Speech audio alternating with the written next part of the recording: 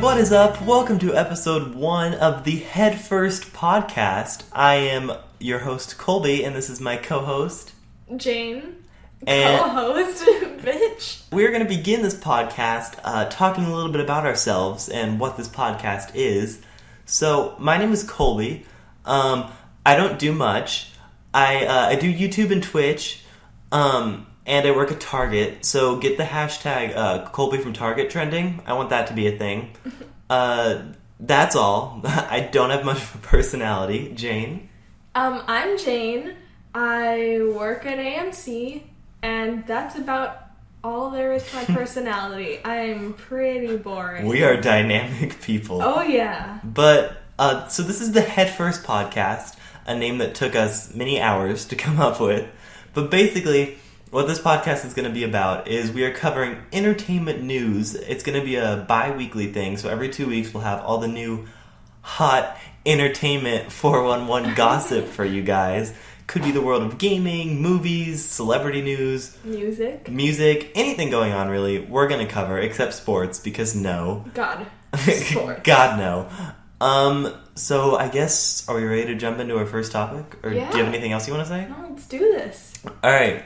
So, we are starting with the obvious Pokemon Go. I'm completely entranced. Jane... I have never even seen the thing because my phone is so old and doesn't like to function that it can't physically download it. So, I'm going to rely on Colby's expertise for this topic and everything I've seen online. I think it's hilarious that you can't run it. She was, messaging me, the first, week it came out, and she's like, how do I get it? Does it cost money? I don't understand. But I'm completely fucking obsessed. It got to the point where literally, the day it came out in New Zealand, how it took, I think, day and a half to come out in America, I had downloaded it from, a third-party, possibly illegal source. I was that into it. I went out for, 5 hours on the first day. I just think it's crazy. It started, a social movement. Yeah, everybody really did. and their mother. And when I say everybody and their mother, I'm not lying. Yeah, literally everybody and their mother. I go to this park, every night at, 9 p.m. under the veil of, darkness to play. And I've seen 3 different old women playing this, at night. Yeah, one of my friends, her parents are both obsessed with it, and it drives her crazy. She refuses to download it, and every time, she'll be picked up from my house or something, and she'll text me, 15 minutes later, and she's like, I'm still not home yet because my parents decided that we needed to stop and play Pokemon Go first. I will literally veer off the road to go catch different Pokemon. Okay, wait, speaking of that, people have actually gotten, injured playing this. Okay, no. I mean, it's definitely their fault for, not looking where they're going. People get hit by cars and then blame it on the game. But what do you think of the people who have gotten, mugged or found dead bodies and stuff like that? Well, finding dead bodies, I mean... I don't think that's in a different realm. But, even the girl who was I walked onto a highway and got hit by a car playing the game. And her mother both blamed the game. And I'm like, no, it's fucking your fault because you're stupid and couldn't look up from your phone and walk directly into a highway. It's the same thing with people who, text and drive and stuff. They're not going to blame the phone companies. Mm-hmm. But when it's this, they blame the game. It's not the game, it's your idiocy. The game doesn't control what you do. No, basically. And it doesn't. And people are being fucking... They want to expel themselves, I guess would be the term, from all, responsibility. Yeah. It's not their fault at all. When it fucking is your fault, because you're fucking stupid. There's gonna be a lot of cursing in this podcast. But it's not the game's fault whatsoever. But it's also brought a lot of positivity. In the sense that, shut-ins are going out of their house, and, random strangers will talk to each other and be like, hey, you're playing Pokemon Go? There's Squirtle over there. Yeah. Something like that. And I'm waiting for the first marriage, to be like, oh my god, these people met on Pokemon Go and got married. There's actually a dating app. Yeah, I heard. I actually installed it last night just to see. And it was literally just Tinder. It's like swipe left, swipe right, find your Poke match. But it's just, and it's like people are working out. Like people are going out and getting exercise. Like I walk so much because of this game, and I feel like healthier because I don't move otherwise. But the thing is, some people could end up with like heat stroke or something. I mean, it's the middle of the summer, and a lot of the times people don't realize like how far they're pushing themselves, or like especially we're in Arizona, and other people come here on like vacation or something like that, and not expect it to be like 110, 120 degrees outside. They wouldn't be fully prepared for that. Once again, though, it's not the game's fault. It's not, but I feel like it's also not entirely the person's fault. I mean, to some degree it is. I get what you're saying. I just feel like there's a lot more positive overall. Yes. Also, it makes me really happy because I've loved Pokemon since I was a child, and I want everyone to love Pokemon, and I love that like people are starting to get into it, and I hope it lets people get back into the main series more, because I fucking love Pokemon. It makes me so happy. Yeah, no, I'm definitely a poser. I've never played it in my entire life, and I definitely want to have it on my phone right now, and it's killing me that I can't. Yeah, there's like people, like my friends who have never played the games once before are so into it. And it's the funniest thing because everybody, I walked around like the mall that I work at, there was 8 people maybe not playing it. Everybody else was playing it. Like it's just, I thought it was going to be big, and I think Nintendo also thought it was going to be big, but I don't think anyone expected it to be as huge as it is. Like, clearly they weren't expecting it because of all the server issues they were having like the first week, which they've really stabilized at this point, but I don't think people had any idea what was like really going on. Yeah. Also, it's brought a lot of people, like you said, who have never played Pokemon into it. Another thing that this has brought about is the return of more vintage games like the NES. They're actually going to re-release the NES in a smaller version that you can plug into your TV and play. It comes preloaded with 30 of the classic games, comes with a controller. What do you think of this? I think it's a really good idea to introduce, because the thing is, Nintendo specifically, their old games are a lot different from their new games in the sense that, like, okay, I don't mean this in a bad way, but a lot of their new games feel straight up soulless. In the sense Mario that, like, and Sonic at the Olympic Games. Well, that needs to stop. I don't need a new one every 2 years. But, like, Mario Party especially, it's like... like, the characters don't even blink. Like, when I mean soulless, I mean literal. Like, it's just, like, Mario Party 10 is just boring. Yeah. And Mario Party 1, and, like, people were, like, fucking, like, set on... Like, I don't know, it's like Nintendo with their new games are trying to be, like, almost more politically correct. Do you think that's just Nintendo, though? That are, like... Because a lot of, like, the Call of Duty games and the more modern games that are coming out, like, are having a really negative response. A lot of people are complaining that they're trying to be too futuristic. Oh, that's been a huge thing that Call of Duty's getting. Yeah. And I think... But I think that's also a case in Nintendo with their Mario Party games. I think... They're trying to be too extravagant. I think they're... I don't know. I feel like they've tried to gear themselves to family-friendly to too much of a point, really. Yeah. Like, I don't know. And I think that their vintage games are a lot more like... There was this part in the original Pokemon Red and Blue where there's a gym. You know, there's, like, gyms in Pokemon.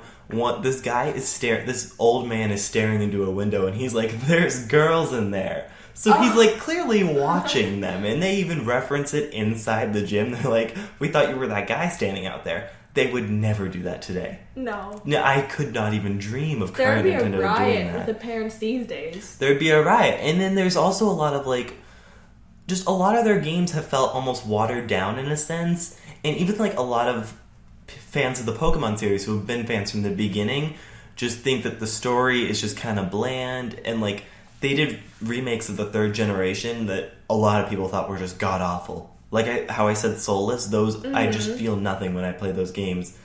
And they're just trying to be, like, overly family-friendly. And I think with the release of the NES system and how they recently re-released Pokemon Red and Blue for the first time, it's giving modern gamers who have this current sense of Nintendo kind of a view of what they were in the past, which I think it's a good thing, and I think it could help bridge kind of the gap, and I think it might be able to help.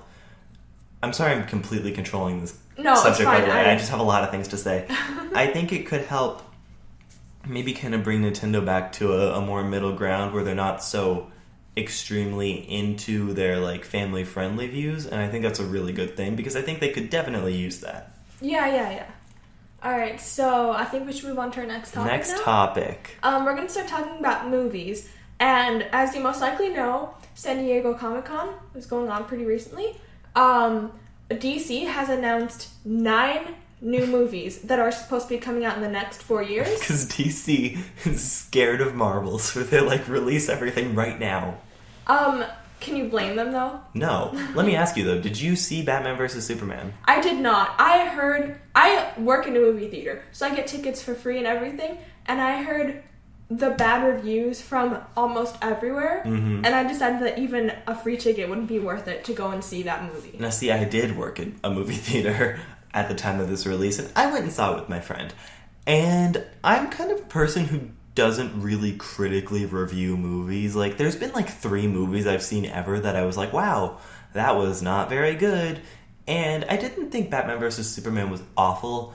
There was one moment where Batman was fighting a group of... Also, Batman was like killing people in this movie, which he does not... That's not Batman. Batman does not kill people. But, just a side note. But, there was a scene in the desert where it was so obvious that he was not hitting them. That's a side note. But the plot was just kind of like, eh. And the whole title of the movie was Batman versus Superman. They fought for, I think it was 8 minutes. Oh yeah, and then they introduced like Wonder Woman. And... They introduced Wonder Woman, and by the way they What'd showed... you think of that? Well, I was really excited because in the way they used her in the trailers, it looked like she was in the entire movie. She was in maybe like 20 minutes, and in Wonder Woman, like 5 minutes of the movie. Like, as Diana, she was in it for like 20, but like as Wonder Woman, she was in it for like 5 minutes. It definitely did not hit anyone's like hopes of what this movie was going to be. However, the Wonder Woman and Justice League trailers both came out, and unlike the Batman vs. Superman's trailers actually got negative reviews too, and I think people were saying that it revealed too much of the plot, I think is what they were saying. I can't remember. I wasn't paying attention, I promise you. But people like these trailers. Yeah, no, I watched it, and especially like the Wonder Woman one, the best way I can describe it is badass. Yeah, like, it looked really badass. Looked so cool. And I think people have really gotten a good response. They've gotten a good response to these trailers. Another thing they've gotten a good response to is Wonder Woman's poster, because a big complaint about Batman vs. Superman is that it was just like washed out and dark. Yeah. The entire movie was just dark and like black. I feel like most DC movies are kind of like that, especially compared to Marvel movies. Like, did you see Man of Steel? No. I really felt that movie was boring, and the entire color scheme and aesthetic and everything was just dark and somber. And like, if you go and watch Marvel movies, they're a lot more colorful and exciting. Yeah, and there's like a lot more humor in it. And I think that's what gets the audience attention more than the DC movies. And I think like with Wonder Woman's poster, it was very colorful, which was a good thing. Also, there does look to, like you said, humor. I just noticed there looks to be a little bit of humor in Justice League with like what he was like with the Flash looked kind of funny. I think he could be like a good parallel to how Spider-Man in Captain America was like 4 years old but brought a lot of comedy. I think he might be a good parallel to that because he looked really young too. Yes, yeah. But they've also got an Aquaman movie coming. I don't know what else they have. I know they have Aquaman for sure. They have this one movie, Shazam, that's going to be coming out pretty soon. Okay. So you want to go ahead and take the lead on this Captain Marvel, who I definitely don't know what I'm talking about because I thought Captain Marvel was a Marvel character. So you go ahead and talk. Yeah, so I personally was always interested, especially as a kid, in the Young Justice show. And Captain Marvel was one of the characters, so that's how I know a little bit about him. So they're gonna come out with a new movie for him called Shazam. And I'm a little unsure how I feel about this because Dwayne Johnson is gonna be playing Captain Marvel. And so let me ask you, is Young Justice a version where all of them are kids? No, Young Justice, it's like the quotation sidekicks. And it like shows them and how they're doing all these. It has like Robin and Miss Martian and Kid Flash and Speedy. It has all those like kids that didn't really get the spotlight. We just cut something out that Jane said that was embarrassing. Okay, so I think of Dwayne Johnson personally as sort of a more comedy actor or like an early 2000s kid star. So it's weird for me to see him casted as this like big superhero that should at least be able to be a little bit serious, you know? See, I don't see The Rock being a superhero. No, I really don't. Any superhero, I don't know what it is about him. I just don't. Yeah, I guess I see kind of comedy, action, kind of like Central Intelligence. I don't really see superhero. Yeah, like growing up, I always saw him on like the Nickelodeon Kids' Choice Awards. Oh yeah, and stuff like that. So I think of him as a kid's character, and he does some like more adult comedy, but this doesn't seem to fit right for me personally. They're really DC as a whole though is just amping the fuck up because they're trying to. Marvel has almost like a monopoly on like superhero movies, and DC everything they put out in the last few years. I mean, the Dark Knight trilogy people liked, but like even Man of Steel just had like lukewarm reception, and Batman vs Superman people didn't like. I've heard the Ultimate Edition saves it. I haven't seen it yet. I'm going to, but they're just trying to catch up at this point. Yeah, I think a lot of it is Marvel has their sort of mood for their movies, and DC has their sort of mood, and Marvel is more lighthearted, which is what fans are looking for. Mm-hmm. And I think DC kind of has to match that if they want to keep up. And it looks like they're trying to. Yeah, it does which look is good. I just find it surprising that Wonder Woman and Justice League are coming out within 3 months of each other. Like, that's how quickly they're trying to get stuff out. Yeah, that's going to be good. It gives Wonder Woman... It's funny, you know the Wonder Woman movie's actually been in development since 99? 99? That's how long they've been trying to get this movie out. Yeah. Wow, that's unreal. I know. Okay. Well, so since we've been talking about failing movie franchises... Failing DC movies, let's talk about other failing movies. Ice Age, here we go. They came out with the latest installment of... This way too long-running franchise. Boy. It's called Ice Age Collision Course, and it's their 5th movie since 2002. That's a lot, especially for like animated movies. That is so old. Kids these days aren't gonna, like, they didn't grow up with Ice Age, and the kids that did have outgrown it. And I don't really hear anyone saying like favorite animated movie. I hear Disney. I don't hear like Ice Age. Oh yeah, no Continental Drift is my favorite. Yeah, speaking of, Continental Drift was the one previous to Collision Course, and the profits that Collision Course has brought in were only $21 million. This is a drop of 55% from the opening weekend of Continental Drift. Which is, it's really 20 million, because animated movies have massive budgets because they need it, and they usually get massive payoff, and 20 million is really, really, really, really bad. Like, that's awful. That is the worst opening for an animated movie in a decade. Yikes. Yeah. They honestly, Ice Age just needs to give up, but I really don't know if they're going to. They should have quit after the last movie. Well, if they don't make back their budget, then they're almost gonna have to.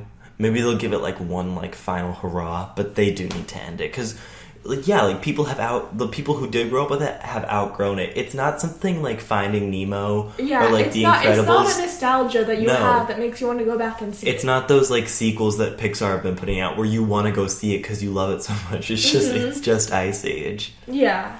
And speaking of horribly failing movies, the final Divergent movie, Ascendant, is it's a straight-to-TV movie. It's skipping theaters entirely. Like, yikes. Okay, let me say, you didn't like the first Divergent movie, right? I went and saw it in theaters with my friends when I was in, like, 8th grade or something. And even as an 8th grader who was, like, into Hunger Games and Harry Potter and a whole bunch of, like, dystopian novels, I couldn't stand the Divergent movie. And see, with me, I was never into the Divergent books as much as I was the Hunger Games books, which I think the Hunger Games series is phenomenal, the movies. Yeah. But I saw the first movie. I've actually only read Divergent at this point, but I didn't read any of them. They weren't worth it. I saw the first Divergent movie, and I thought it was good. I didn't think it was great. And then I didn't read Insurgent, but I did go and see the movie. Did you see Insurgent? No, I did not. I was like, wow, this is not good. Like, I don't know what it was. I just didn't think it was good. And even Allegiant came out, and their reviews have just, the reviews and box office have dropped. Yeah, that was earlier this year, right? Yeah. Yeah. Earlier this year. And the thing is with Hunger Games, their reviews stayed pretty much consistent as very good. Their box office went up on Catching Fire, then went back down, but it wasn't these like huge drops. And it really went downhill. Like, Allegiant was not in theaters for that long. Yeah, and the fact that they've dropped to a TV movie... and a spin-off series. Well, I think that's what they're trying to make it seem like it's okay. It's like, no, we're considering a spin-off, so we're doing it on TV. It's embarrassing. Oh, yeah. I think it's completely embarrassing. No, they were trying to follow in the footsteps of Hunger Games, and they really failed. I think one of the biggest things that was a disappointment was...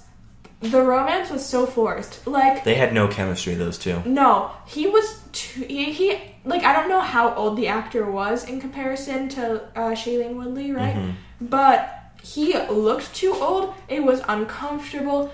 You don't even need romance in every movie. It was entirely unnecessary. People seem to think that romance like makes or breaks a movie. Well, I think it was because it was in the books. Yeah, actually, though, people who read the books, who I went and saw the movie with.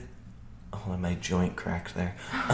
People who read the books that I saw the movie with, they thought that it didn't really adapt it well. Like, I guess in Insurgent, there was a lot of Allegiant in Insurgent. Oh, that's bad. Which is not a good thing. Like, Hunger Games, part of the good thing about Hunger Games is the fact of how well they did the books. Like, they did really well with that. And you know, Harry Potter, which is sort of in the same genre. I heard. I haven't read the books or seen the movies, but God. I heard. I started reading those in first grade. I still I'm like the love last Harry person Potter in the with world. a passion. But I love the movies and the books, but really the movies didn't do that good of a job of portraying the books. They didn't? I heard that they did. Well, I mean, it started out okay, but like they completely cut like Quidditch in the 5th book and on, and it was pretty in the 5th movie. That was the shortest movie and the longest book. Oh, that's interesting. Yeah, so like they there was this huge scene where Ron was the keeper for the Quidditch team, and the Slytherins were all like mocking him, and then he like came back and won the game for them. And then all the Gryffindors were, like, twisted the song that the Slytherins were using to mock him and use it as, like, a victory thing. It was a big scene. It was, like, a turning point for Ron, and they completely cut it. That's weird. Yeah, but even though, like, they cut some important scenes and made the romance, but especially between Harry and Ginny, like, awkward, they were still popular. For some reason. It's interesting, though. You're the first person who I've heard literally say that the Harry Potter movies didn't do that well adapting it. I mean, it's hard too, though. Because, yeah, like, true. I know one of the biggest complaints that people have is that Harry's eyes were the wrong color. Like, that was a big part of the books, that he had his mother's eyes. They were green. And in the movies... Same with Jennifer Lawrence and Hunger Games. Yeah. And they were like, oh, you have your mother's eyes. And then people make jokes looking at the actress that played Lily's eyes versus Daniel Radcliffe's eyes. But they tried to do contacts, and Daniel Radcliffe, like, it irritated his eyes, and he was like a little 11-year-old kid. He couldn't do it. Huh, that's interesting. Okay, any final comments on how the fact that Ice Age needs to stop and DC needs to keep going because it looks like they're going in a good direction? You got any final comments there? Not really. Okay, so our next topic, don't stop this because it seems like it's going to be boring because it's actually really interesting. The Olympics are a fucking disaster right now. Like always, though. Honestly, remember Sochi? That was a mess. But not as bad as... This is a real... Oh, no. This is a really bad one. So if you haven't heard, they're having the 2016 Rio Summer Olympics in Rio, which is like supposed is that to in Brazil? Or is Rio his own country? Rio de Janeiro. Oh, well, it's in South America. It's okay, sweetie. And Zika virus, it exists and it's scaring people. So people are going to be flocking from like all corners of the world. Actually, I forgot to tell you this. No. They're having... No, you don't have to pause it. Like, people need to hear this. They're having trouble selling tickets. Yeah. Like, they're having major trouble to the fact that there are Groupons. Yeah. For the Olympic Games, there's Groupons. Well, there's still going to be people from like all over the world coming, just true. not in like the huge numbers that you'd expect from a different Olympics game somewhere else or in the past. But there's still going to be tons of people from like every country, everywhere. And if people get infected with Zika, then they're going to return home and they're going to bring it home to their home countries. That could really step up the amount of that could bring like world devastation, like low-key. Yeah, it could make it a what's the word? Apocalypse? No, that's not what I was going for. I don't know what you're trying to say. It's bad. It'd be bad. Is that what you're... Jane paused it because she couldn't think of a word and had to look up thesaurus.com. Be proud of me. It could make Zika into a worldwide epidemic. There we go. Okay. And it's like athletes are literally not wanting to go because of the fact that Zika, like, that's like a real threat and it's causing athletes to not want to go. Besides other facts, like athletes, if they want AC at all, they have to pay extra money for it. If they get a building that has been approved for safety inspections. Yeah, not all the buildings are even ready. More than half of them have not been approved yet. That's unreal. When do they start the Olympics? In like 2 weeks or something. Like they are. Let me fact check that. They are in no way ready for this thing, and and I get it because like Rio is a third world country, but like even Obama, he tried to get years ago try to have the 2016 Olympics be done. They start August 5th. Okay, yeah, that's like less than next week. That's Friday. Next week. Oh, but when you're listening to this, it's probably like this week. Obama tried to have the 2016 Olympics done in America, and that would have been a good idea looking back now. I actually heard, I don't know if this is 100% true, I heard they were looking into maybe doing it at other places around the world who have just recently done the Olympics. Yeah, so that way, I think the biggest thing for most people is the threat of Zika. Yeah, they could die. I think it's probably to avoid death, these Olympics. But also, there's a huge problem in Rio that has been there for a long time, and that's the fact that they just dump raw sewage into their oceans and waterways around so the country. You can't drink the water. You can't swim in it. How are they going to do the boating and the swimming and everything? They've been trying to find like places where they could hold those competitions. Oh, yeah, aren't they like don't touch your face when you touch the water? Isn't that like a thing? Sochi. But that's probably true here. You cannot ingest the water.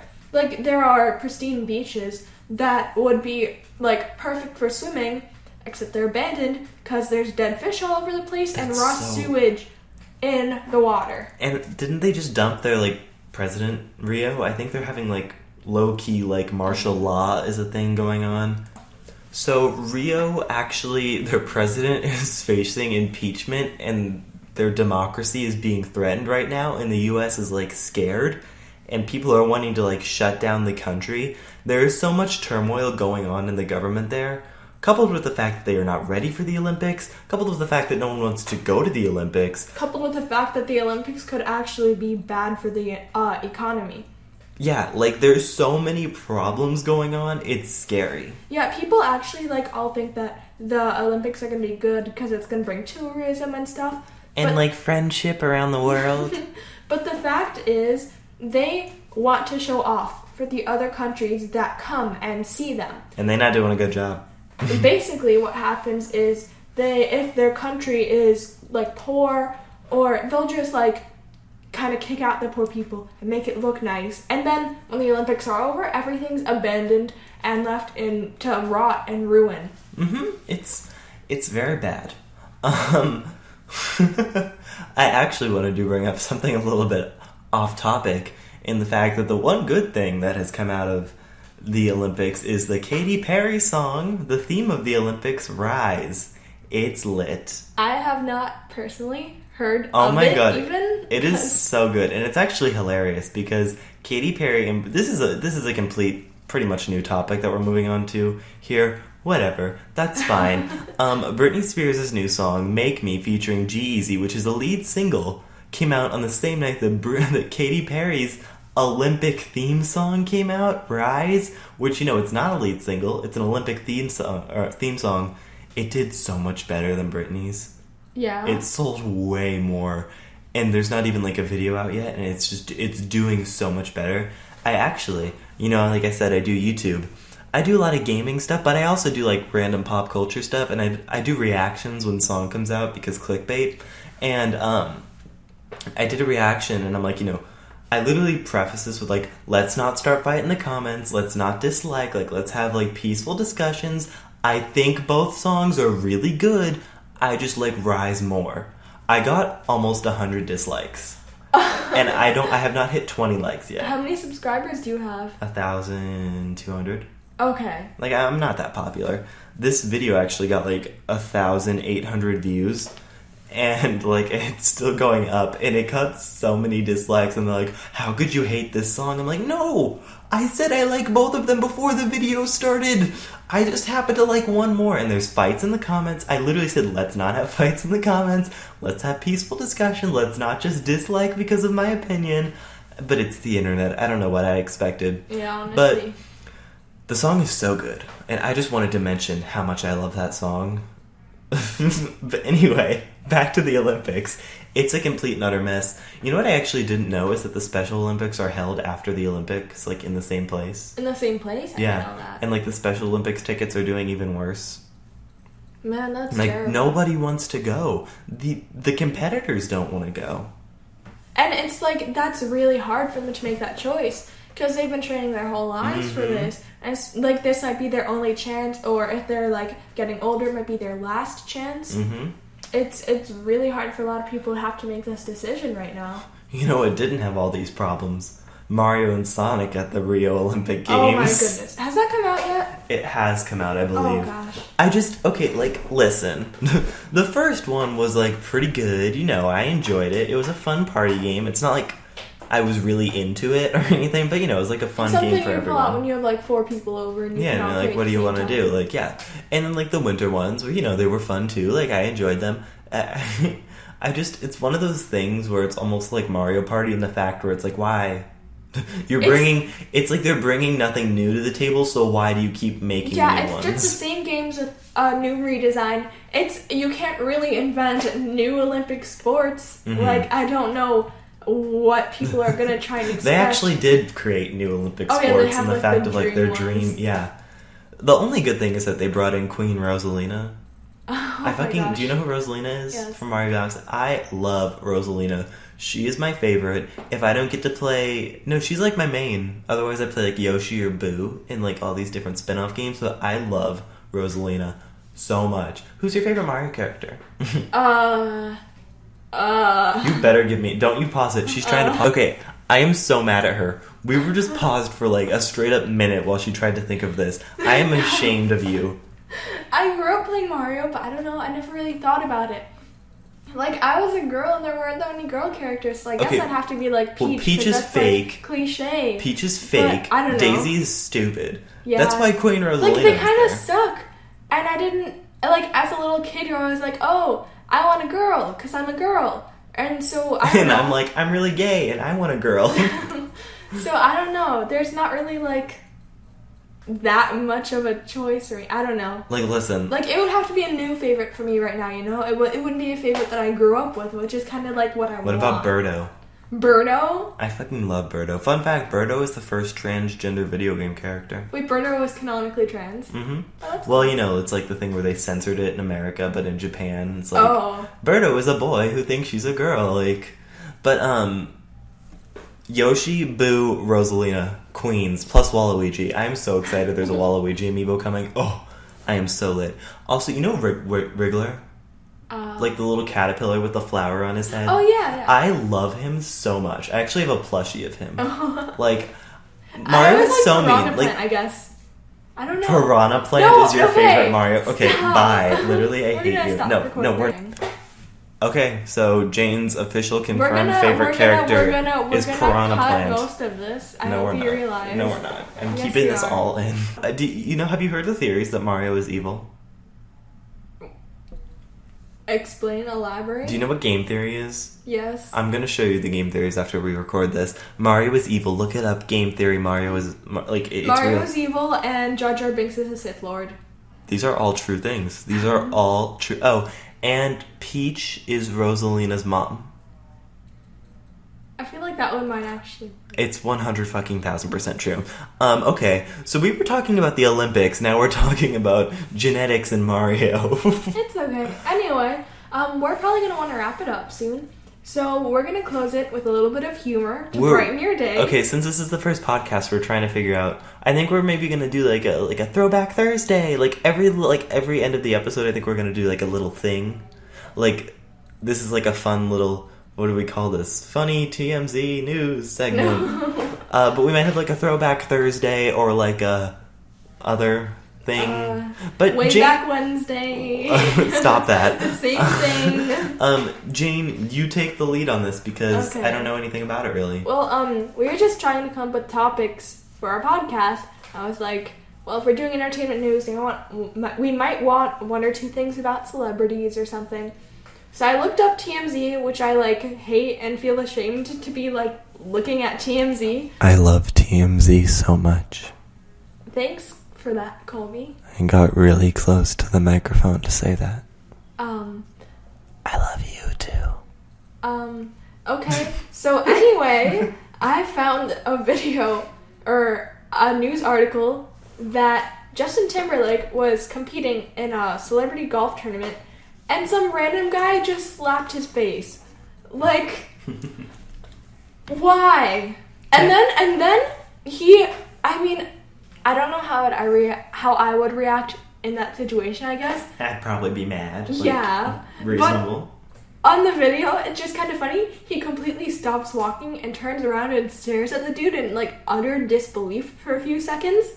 And then goes, bro, why would you do that? And gets really pissed, and then people have to like get him to keep moving again, start pushing him away. Can we talk about the fact that like he really annoys me? And it's not in the fact like, okay, he's so revered, and he literally makes like bubblegum pop music. Well, I see. Okay, I don't personally listen to bubblegum pop music a whole lot. I but do, I don't have. because I'm trash. Well, yeah. So, and you're just complaining about it. But I think that if people enjoy stuff, even if it's not like, enlightened and full of meaning, I agree, like, because I just listen listen to basic like hip hop and like pop, and like it's just he's so revered by the general public, and I don't really get why. Like, okay, there was this article, "Dangerous Woman" by Ariana Grande. Yeah, I heard it on the AMC speakers for like 3 months. Okay, whether or not you don't like the song. I think we can all agree to the fact that it doesn't sound like the general pop landscape right now, No. It's doing something a little different. There was this article that came out about how it sounds like everything on the radio right now, and literally one of the lines is, "It's no can't stop the feeling." And like I can't with that song. It's just so basic. It's so basic. And I don't really have anything else to say on this topic. It just kind of annoys me how revered and loved he is, and I think he just kind of makes basic music, and it kind of frustrates me. Well, I don't know. Another thing is he is pretty good at comedy. He's a good actor, yeah. Yeah, he does have multiple talents. He's a good actor, I'll give him that. So it's not just music, I guess, if you're looking for that. I like it when he and Jimmy Fallon team up. Jimmy Fallon is my favorite late night. You know what I don't get about him? Okay, the 2020 Experience, so it was 2 albums? Yeah. I only listened to the first one and, the singles off the second one that came on the radio. Fun fact, on the first one, there was one song that was under 5 minutes. The rest of them were at least, 7 to 9 minutes. Because, even Mirrors, there was a radio edit that put it to 4 minutes. At the end of, every song, there was 3 minutes of, random, unnecessary shit. I'm not joking. And it was just, synths and, random instruments, and that was, let's make this look really artistic, is what I think. And it was so annoying. And I don't really have anything, like I said, I don't really have anything to build off of that, but it annoyed me because I felt like it was really, what's the word I'm trying to think of? Narcissistic almost? Where it's look how artistic and, different I am. I guess I could see that, yeah. I don't know. Alright. I felt that way. Well, I guess we're kind of done here, so I hope you guys enjoyed. A bit of a short... I think we're going to try to aim for a little bit longer next time, In the future, at least. But this is our first ever podcast. Yeah, there's probably going to be... some slack. There's probably going to be, I've been watching the audio. There's all different sorts of jumps to, this is quiet, this is loud. We apologize. We're working on it. This is our first one. I think we did pretty good for our first It's a little attempt. bit of an experiment still. We're working on it. Second episode's going to be real good. It's going to be every other week. Yep, bi-weekly. If you want to... I didn't okay this with Jane. Oh, no. We'll have like 3 listeners, but in case you're really interested, you can email us at headfirstpod@gmail.com. And if you have like questions or topics or anything you want to bring up, we'll totally answer your mail. Like, I don't know if we'll get any mail, but if you want to, you totally can. But I think that's it. Yeah. Any closing statements from you? Hope you guys enjoyed. I really hope you enjoyed. We'll probably be a little bit more cohesive and coherent next time. Maybe. Hopefully. Possibly. Probably not. But thanks for watching. We'll see you in the next episode. Bye-bye.